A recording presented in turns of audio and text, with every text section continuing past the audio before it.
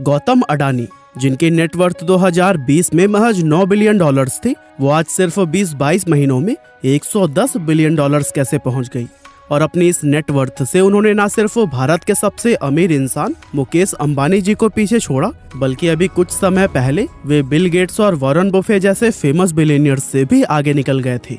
तो क्या अडानी के इस सफलता में हमारे प्राइम मिनिस्टर मोदी जी का हाथ है? अडानी जी के नेटवर्थ के बढ़ने का मेन रीजन क्या है और क्या यह तरक्की परमानेंट है या फिर गौतम अडानी वापस से नीचे आ जाएंगे? इन्हीं सभी सवालों के जवाब आज की इस वीडियो में हम आपको देने वाले हैं। तो फिर चलिए अब इस इंटरेस्टिंग वीडियो को शुरू करते हैं।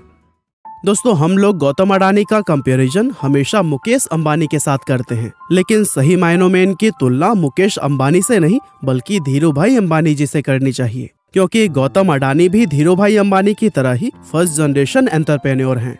यानी कि गौतम अडानी जी के पास आज जो कुछ भी है वो उनके पिता या पुरखों से विरासत में नहीं मिला, बल्कि इस पूरे बिजनेस एम्पायर को उन्होंने खुद खड़ा किया है। अब चलिए इस बात को समझने के लिए हम आपको गौतम अडानी की शुरुआती लाइफ और उनकी फैमिली बैकग्राउंड के बारे में थोड़ा बताते हैं। असल में दोस्तों, गौतम अडानी जी 24 जून 1962 के दिन गुजरात के अहमदाबाद शहर में पैदा हुए थे।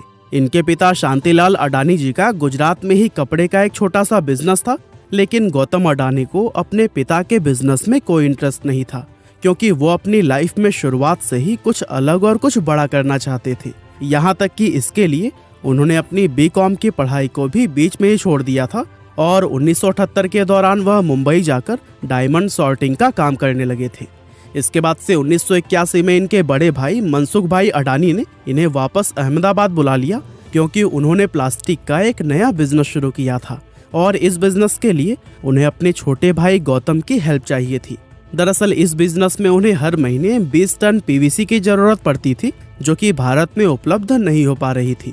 इसीलिए गौतम अडानी और उनके भाई ने यह फैसला लिया कि वो बाहर के दूसरे देशों से पीवीसी को इंपोर्ट करेंगे। और दोस्तों, ये पीवीसी इंपोर्ट करने के दौरान ही गौतम अडानी को पहली बार इंपोर्ट एक्सपोर्ट बिजनेस के नियम व कानूनों की जानकारी मिली थी और इसी से उन्हें यह समझ आ गया था कि इंपोर्ट एक्सपोर्ट का बिजनेस किस तरह से किया जाता है।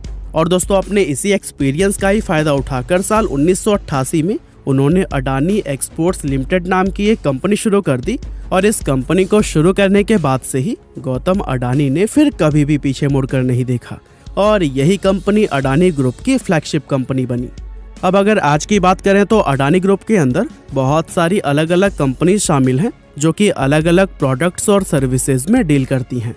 हालांकि चलिए हम आपको अडानी ग्रुप की कुछ सबसे अहम कंपनीज के बारे में बताते हैं, जिसकी बदौलत आज गौतम अडानी सिर्फ भारत ही नहीं बल्कि पूरे एशिया के सबसे अमीर व्यक्ति बन गए हैं।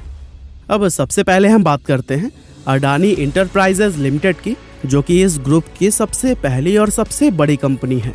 ये कंपनी मुख्य रूप से कोल ट्रेडिंग, कोल माइनिंग और एयरपोर्ट ऑपरेशंस जैसे काम करती है। इसके बाद से अडानी ग्रुप की दूसरी बड़ी कंपनी है अडानी पोर्ट्स एंड एसईजी, जिसे शॉर्ट में APSEZ भी कहा जाता है। अब जैसा कि आप इसके नाम से ही समझ गए होंगे कि ये कंपनी पोर्ट ऑपरेटिंग का काम करती है और ये इंडिया की सबसे बड़ी प्राइवेट पोर्ट ऑपरेटर कंपनी है। इसके अलावा इनकी Adani power company power generation and distribution का काम करती है। अडानी टोटल गैस बड़े शहरों में गैस डिस्ट्रीब्यूशन का बिजनेस करती है। अडानी ग्रीन एनर्जी पूरी दुनिया में ही solar and wind energy generation का काम करती है और Adani Wilmar company edible oil बनाने का काम करती है। अब यहाँ पर आपकी हम जानकारी के लिए बता दें कि इंडिया में बिकने वाला फेमस फॉर्च्यून रिफाइन ऑयल भी अडानी ग्रुप की इसी कंपनी का ही एक प्रोडक्ट है। और अभी हाल ही में अडानी विल्मर का IPO भी मार्केट में लाया गया था, जहां लोगों ने खूब पैसे इन्वेस्ट किए और कमाए भी। सबसे खास बात यह है कि ये जो भी काम करते हैं वो नेशनल या फिर इंटरनेशनल लेवल पर ही करते हैं और यही वजह है कि आज उन्होंने जिस भी इंडस्ट्री में एंटर किया हुआ है ऑलमोस्ट उन सभी इंडस्ट्री में ही अडानी ग्रुप की कंपनीज नंबर 1 पर है। और इतना ही नहीं, गौतम अडानी अभी भी नई नई इंडस्ट्री में एंटर करके अपने बिजनेस को बहुत तेजी से एक्सपेंड कर रहे हैं। इनफैक्ट इस वीडियो को बनाने के दौरान ही गौतम अडानी ने $10.5 बिलियन की रकम में ACC और अंबुजा सीमेंट इन दोनों कंपनीज को एक्वायर किया है। असल में शुरुआत से ही गौतम अडानी की यह स्ट्रैटेजी रही है कि जब भी उन्हें किसी इंडस्ट्री में प्रॉफिट दिखाई देता है तो फिर वो मौका मिलते ही उसमें एंटर कर लेते हैं और यही वजह है कि पिछले कुछ सालों में अडानी ग्रुप का बिजनेस बहुत ही ज्यादा डाइवर्सिफाई होते हुए दिखाई दिया है। खैर चलिए, ये तो हुई अडानी ग्रुप के कंपनीज और उनके बिजनेस की बात। लेकिन फिर सवाल यही रह जाता है कि गौतम अडानी के नेटवर्थ आखिर अचानक से इतनी ज्यादा कैसे बढ़ गई, क्योंकि उनकी ये कंपनीज तो कई सालों से चली आ रही है और ऐसा भी नहीं है कि इन कंपनीज के सेल्स रेवेन्यू या फिर प्रॉफिट में कोई बहुत बड़ा चेंज हुआ है। लेकिन फिर पिछले 2 सालों में ऐसा क्या हो गया कि इनकी नेटवर्थ 9 बिलियन डॉलर से बढ़कर 125 बिलियन डॉलर्स तक पहुंच गई थी। असल में दोस्तों, ऐसा होने का रीजन यह है कि इन पिछले 20-22 महीनों में अडानी ग्रुप की कंपनीज के शेयर का प्राइस बहुत ही ज्यादा तेजी से बढ़ा है। एग्जाम्पल के लिए अडानी टोटल गैस कंपनी की अगर बात करें तो मार्च 2020 में इसके एक शेयर का प्राइस सिर्फ 82 रुपए था, जो कि इस समय बढ़कर 2520 रुपए के आसपास हो चुका है। यानी कि इन 2 सालों में इस कंपनी का स्टॉक प्राइस करीब 3000% ऊपर गया है और ये वाकई में एक चौंकाने वाला नंबर है।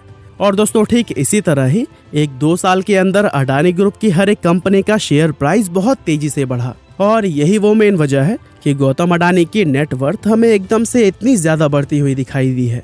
लेकिन चूंकि उनकी ये नेटवर्थ कंपनी के स्टॉक प्राइस पर ही डिपेंडेंट है, ऐसे में आगे चलकर इन कंपनीज का शेयर प्राइस वापस से नीचे गिरता है तो फिर उसके साथ ही गौतम अडानी की नेटवर्थ भी कम होती चली जाएगी। इनफैक्ट 22 अप्रैल 2022 के दिन जहां उनकी नेटवर्थ 123 बिलियन डॉलर्स तक पहुंच गई थी, वो आज घटकर 106.6 बिलियन डॉलर्स ही रह गई है। यानी कि सिर्फ 25 दिनों में उनकी नेटवर्थ 17 बिलियन डॉलर्स कम हुई है। और ऐसा होने का रीजन यही है कि उनकी कुछ कंपनी का स्टॉक प्राइस वापस से थोड़ा नीचे आ गया है।